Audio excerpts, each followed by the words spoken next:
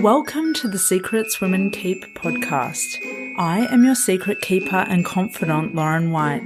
I'm a qualified counsellor and sexologist, facilitator of all things turn on, author of Permission, and a witty, highly intuitive lounge room dancing introvert.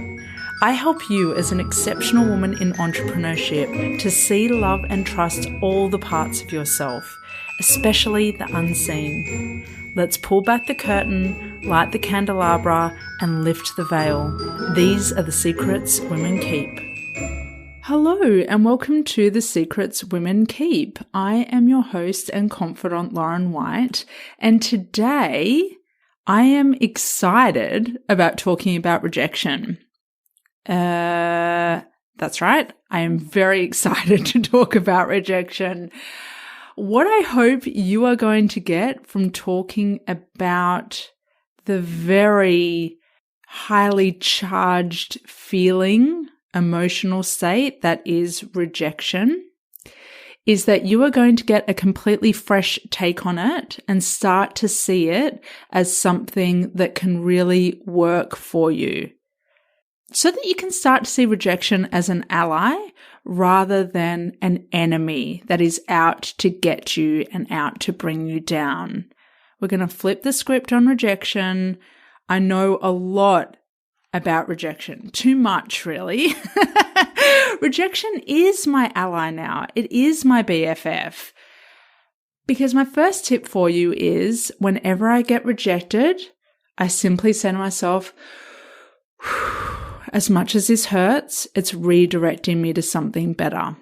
You might have seen that put on motivational quotes out there. Rejection is redirection. And it's bloody true. I hate to be trite. It's not my favorite thing to be. And I also know that to be true, that rejection is actually redirection. It is taking you from something that is actually out of alignment, where you may unconsciously, subconsciously be pushing to make something work, make a relationship work, a job, a connection, a dream, and there's something not really aligned that you're not putting your attention towards because you're so focused on the potential benefits that's going to come out of that dynamic, that project, that relationship.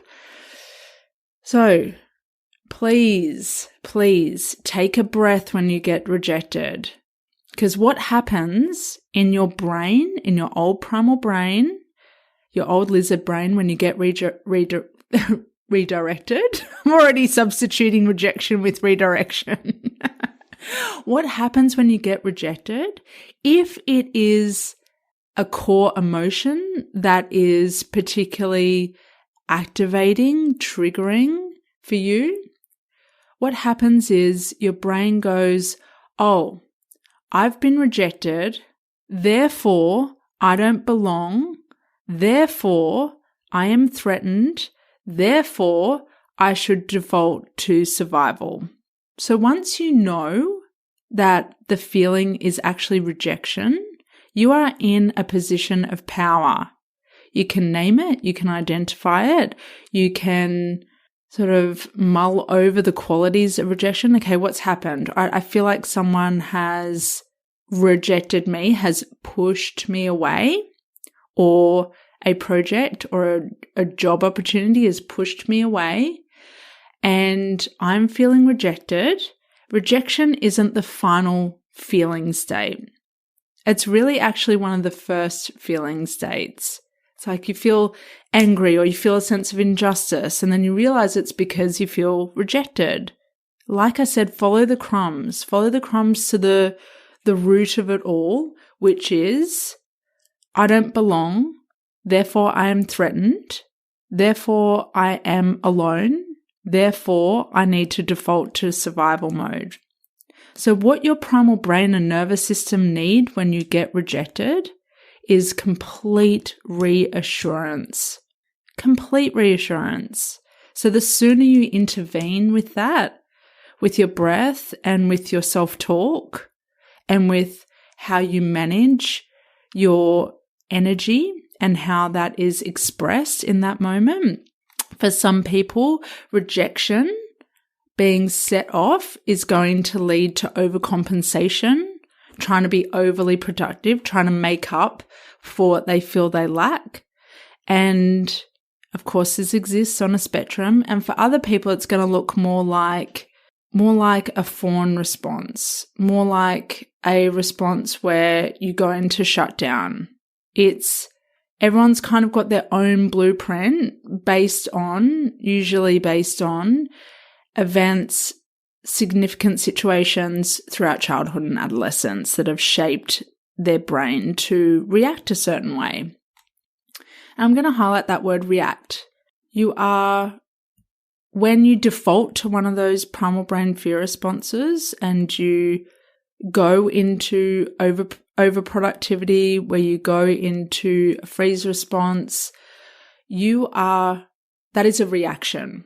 It's quick. It feels like it's out of your control. It feels like it just happens that way. It just plays out that way. You kind of don't feel like you have a say in how it plays out. That's just what you do.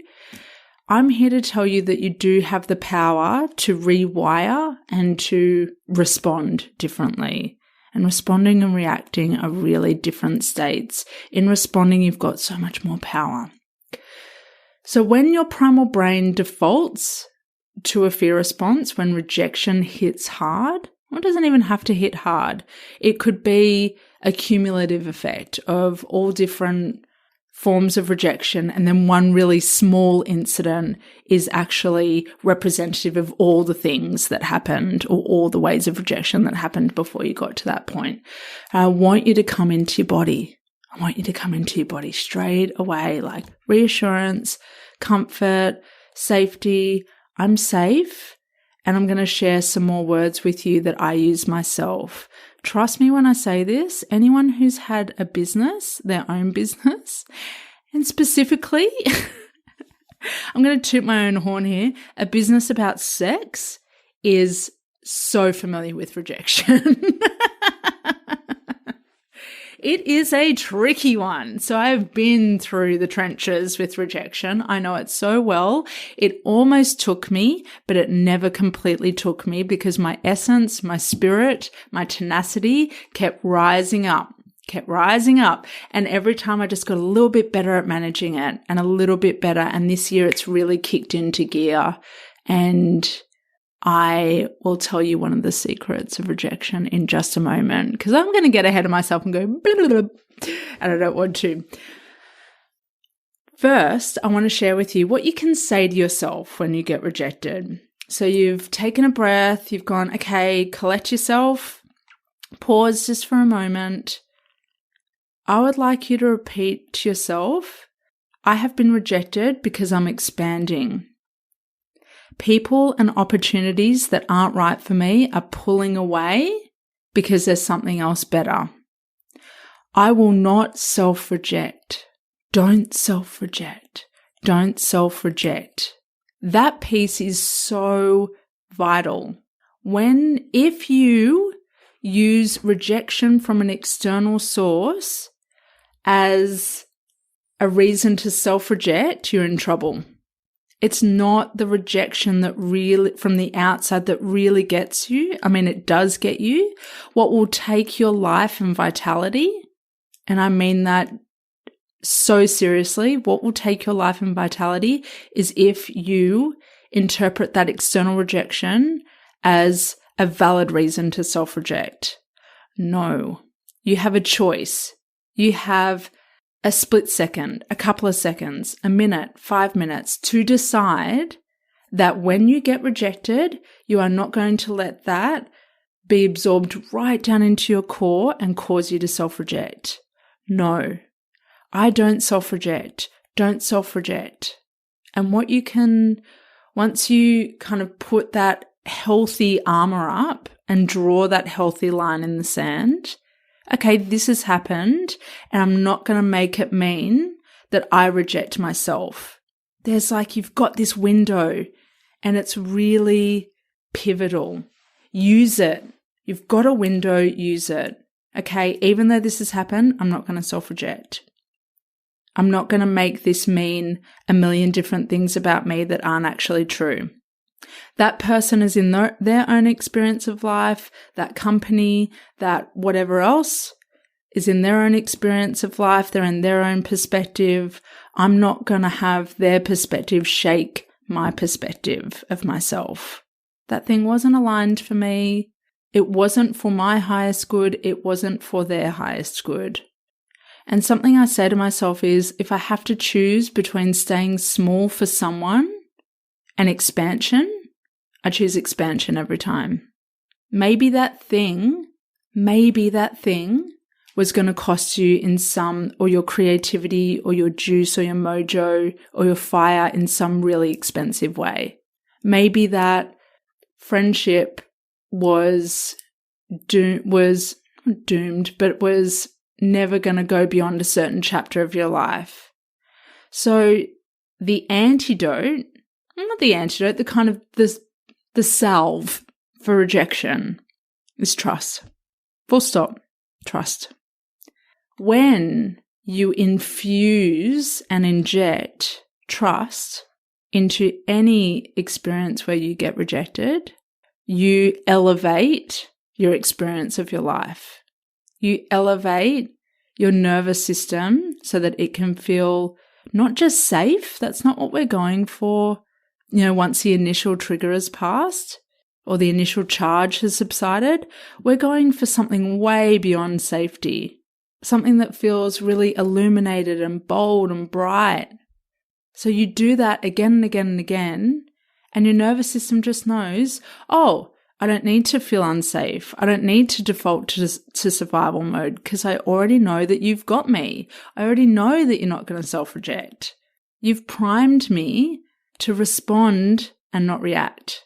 I can't begin to tell you how this changes the quality of your life and the quality of experiences you have in your life, because you're not wasting your precious libidinous energy on trying to recover from rejection. You don't need to recover. You don't need to recover because you nip it in the bud. You get onto it really quick, smart, and you don't make it mean something about you. You don't create a story and then go down a spiral and then stay in that spiral and then try to recover from that spiral. That can be days of your life where you are not present with everything that feels good and is made for you. It's not worth it. You don't have the time to waste days of your life in a spiral of rejection and recovering from that spiral of rejection and the self-rejection that lingers way after the initial incident. You don't have space for that anymore. You're going to choose something else. You're going to choose trust. Full-hearted trust. What I love about trust is it is such a full concept and word. You can't try to trust.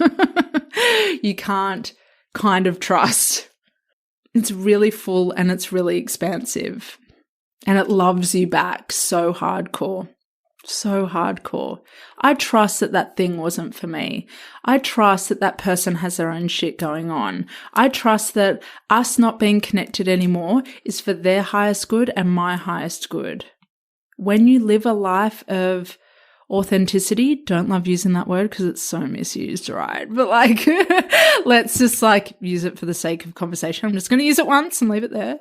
When you live a life of authenticity and alignment and you do what feels good and you follow all the green lights, you can't also hold everyone else's triggers of you doing those things. Or all the ways that people are potentially going to reject you for living that way. You can't hold that. It's not possible. You shouldn't have to. Taking a big breath. Nip rejection in the bud. It can be your ally. It can be your big green light to redirect and to go, okay, maybe not everything was all that shiny about that thing or that connection. And there's more. And there's more. And there's more. Really choosing that perspective of abundance when rejection happens. and treating yourself so abundantly when it happens, rather than shriveling, shrinking, curling up, being harsh on yourself, treating yourself unkindly, self-flagellating. Nah. No.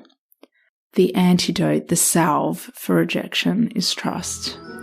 I belong to me. Don't self-reject. If I have to choose between staying small for someone and expansion, I choose expansion every time.